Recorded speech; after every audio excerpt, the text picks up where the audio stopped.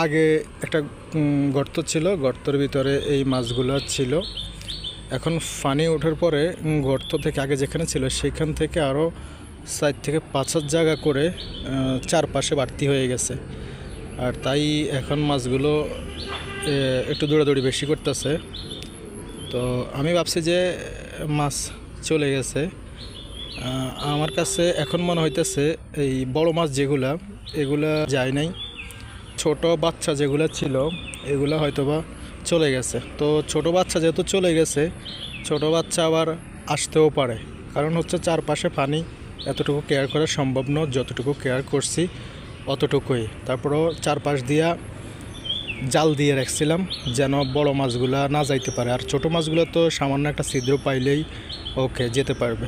বড় যেগুলো আছে ওগুলো যদি থাকে, ছোটোগুলো পানি যেহেতু উঠে গেছে, ছোটোগুলো আসবে যাবে, সেটা নিয়ে ব্যাপার না।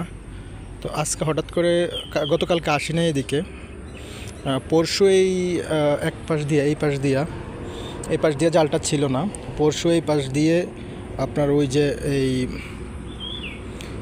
এই পর্যন্ত এখান থেকে আপনার এখান থেকে শুরু করে এদিকে এই পর্যন্ত, মানে এইদিকে ঘুরে এই পর্যন্ত, ঠিক এই পর্যন্ত এসে মানে দিয়েছি। এটা গত পরশু দিয়েছি।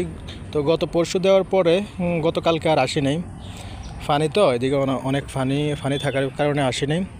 তো আজকে আসলাম, আজকে আসি দেখতেছি যে না, আজকে মোটামুটি মাছগুলো খাদ্য দেই নেই, একটু লাফালাফি করতেছে। তো ইনশাল্লাহ আশা করা যায় মাছ থাকবে। আর বাকিটা পরবর্তী সময়ে আপনাদেরকে আপডেট জানাবো। আর যখন পানি কমে যাবে তখন কিভাবে বাইরের মাছগুলো ভিতরে ঢুকবে সেই ব্যবস্থা করব। আর আপনাদের যদি জানা থাকে তাহলে অবশ্যই কমেন্টস বক্সে জানাবেন। ধন্যবাদ।